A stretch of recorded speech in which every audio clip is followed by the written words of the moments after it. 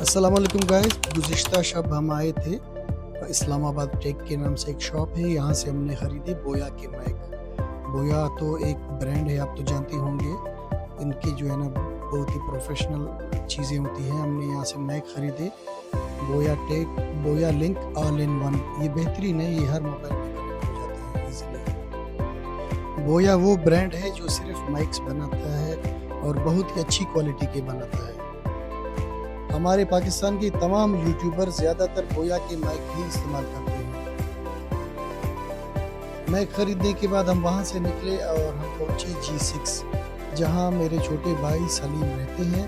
और सलीम भाई अभी जो है ना CSS की तैयारी कर रहे हैं माशाल्लाह। वो काफ़ी टाइम से यहाँ इस्लामाबाद में रिहाइश पजीर हैं।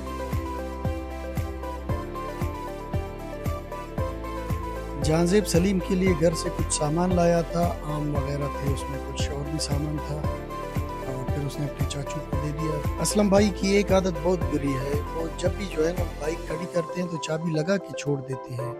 फिर हम रोड की दूसरी पार गए जहाँ खान मोहम्मद साहब थे। खान मोहम्मद भाई हमारे दूर के रिलेटिव हैं, लेकिन बहुत अच्छे इंसान हैं, बहुत अच्छी शख्सियत के मालिक हैं।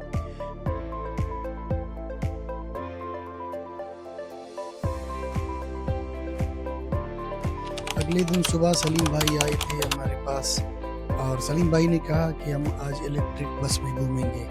फिर हम इलेक्ट्रिक बस के स्टॉप पे पहुंचे और गाड़ी का इंतज़ार किया। 5 मिनट बाद बस पहुंच गई और फिर हम बस में बैठ गए और हम रवाना हुए। बड़ी इमाम पीर हैं जो वहाँ जाना था आज हमें।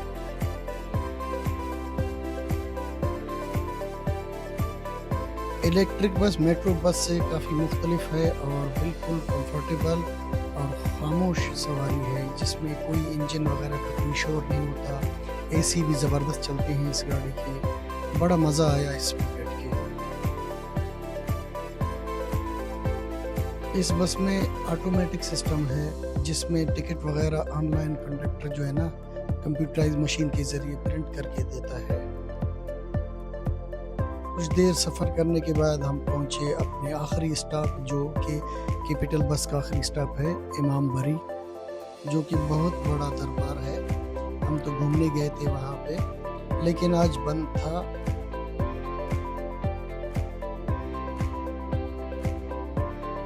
फिर दरबार के बाहर कुछ दुकानों का हमने विजिट किया, जिसे देखकर हमें सेवन शरीफ की याद आ गई, जो हमारे इलाके में भी दरबार है, सेवन शरीफ, रिक्शा वगैरह, तो वहाँ भी कुछ इस तरह की जो है ना चीज़ें मिलती हैं, तो हमने वहाँ पे भी जो है ना चक्कर लगा लिया।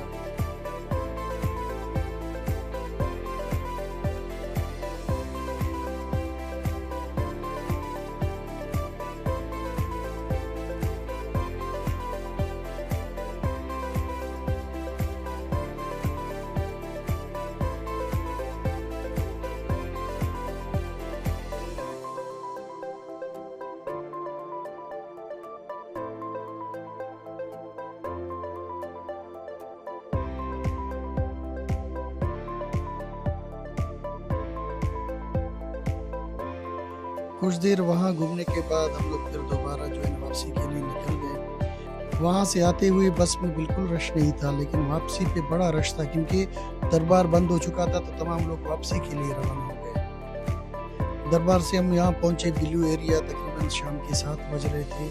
तो हमने सोचा क्यों ना डिनर ही किया जाए इसी वक्त, क्योंकि यहाँ पे तो लोग लेट नाइट डिनर करते हैं। हमने अपना खाना ऑर्डर किया और उसके बाद खाना भी आ गया। जैसे को देखें किस तरह खुश हो रहा है, क्योंकि उसने अपने लिए स्पेशल चीज़ ऑर्डर किया था। उसके बाद हम वहाँ से निकले और दोबारा G6 की तरफ चले गए, जहाँ हमारे बहुत ही पुराने और बहुत ही अच्छे दोस्त वकील अहमद सुमालानी हमसे मिले। वकील जान के साथ हम काफ़ी टाइम बैठे, लेकिन रिकॉर्डिंग इसलिए ना हो सकी क्योंकि एक तो रोशनी भी कम थी और बारिश भी हो रही थी हल्की सी। अगली सुबह भी हम सलीम भाई के साथ थे और हम वहाँ से मेट्रो में बैठे और सीधा पहुँच गए ब्लू एरिया सेवर फूड पुलाव कबाब पे। तो हमने दोपहर का खाना यानी कि वही सेम पुलाव कबाब, जो कि हमारा फेवरेट है, मैं और जैसे स्पेशली जो है ना शौक से खाते हैं। फिर हम पहुँचे, हमने अपना दोबारा जो है ना अपना खाना एंजॉय किया।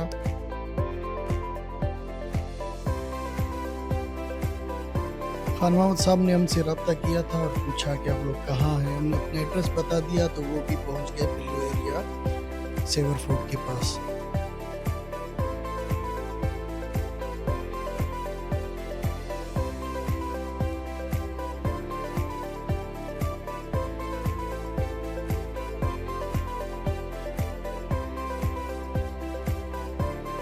हम लोग खान मोहम्मद साहब के साथ मिले और फिर खान मोहम्मद साहब ने पूछा हमसे कि कहीं चलते हैं खाना खाने, लेकिन खाना तो हम लोग अभी खा के निकले थे।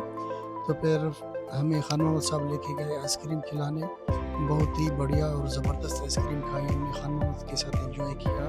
अल्हम्दुलिल्लाह बड़ा मज़ा आ गया।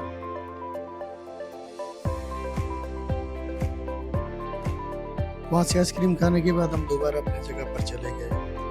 फिर रात को हमें दोबारा निकलना पड़ा G10 की तरफ। हमें लेना था अपने लिए एक छोटा सा ड्रोन और फिर हम G10 पहुंचे। ड्रोन वालों से हमने रब्ता किया था, लेकिन उनकी लोकेशन पे तो हम पहुंच गए थे।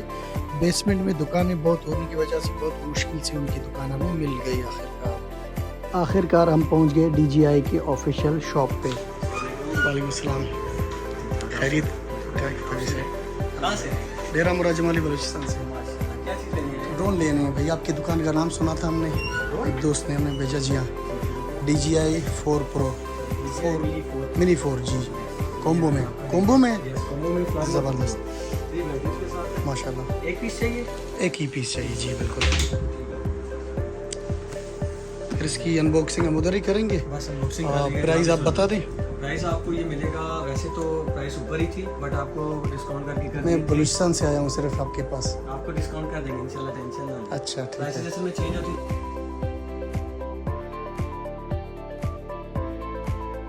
आखिरकार हमने ये ड्रोन ख़रीद लिया और हम अपनी जगह की तरफ चल दिए। जगह पे पहुंचते ही मैंने कहा कि अनबॉक्स शुरू करते हैं, लेकिन जानजेब ने कहा नहीं भाई, मेरा चाचू आएगा तभी हम अनबॉक्स करेंगे। आखिरकार असलम भाई आ गए और उन्होंने अपने मुबारक हाथों से की इस ड्रोन की अनबॉक्सिंग। अभी आपको चेक कराते हैं हमें इसके अंदर क्या क्या सामान मिलता है। DJI के ड्रोन्स में जो है ना, कार्ड नहीं आता, SD कार्ड अलग से परचेज़ करना पड़ता है। तो हमने अलग से इसके लिए कार्ड लिया 128 GB, जो कि हमें पड़ा 7,500 रुपये का। अनबॉक्सिंग करते ही हमें सबसे पहले मिलता है RC remote controller, 3-in-1 battery packet और ये हमारा प्यारा सा ड्रोन। और उसके अंदर देखते हैं क्या मिलता है हमें। कुछ मिलते हैं केबल्स, कुछ यूज़र गाइड और कुछ विंग्स मिलते हैं स्पेयर में, ताकि खुदा न खास्ता कभी क्रैश हो जाए तो हमें वो काम आ जाए। ये आ गया ड्रोन हमारा बाहर, चेक कर लेंगे इसका फर्स्ट व्यू। और ये इसकी जो है ना बैटरी जो पैकेट आती है, जिसमें 3 बैटरी 3-in-1 होती है, तीनों एक साथ चार्ज होती है इसमें, बल्कि स्टेप बाय स्टेप पहले एक चार्ज होता है, उसके बाद दूसरा और उसके बाद तीसरा। और ये रहा हमारा ड्रोन। चले अभी इसे स्टार्ट करके देख लेते हैं। रिमोट के जो लीवर्स होते हैं वो यहाँ पे नहीं दिए जाते, वो बैक साइड पे यहाँ पे दिए जाते हैं, ताकि वो अपने बॉक्स में सही तरीके से आ जाए। तो उसके बाद हमने इसकी की फिटिंग और उसके बाद इसको किया हमने स्टार्ट। इसी के साथ हम अपना आज का व्लॉग ख़त्म करते हैं। इंशाल्लाह हमारे साथ रहिए, मिलते हैं नेक्स्ट व्लॉग में। अपना और अपनों का ख्याल रखिए। अल्लाह हाफिज़।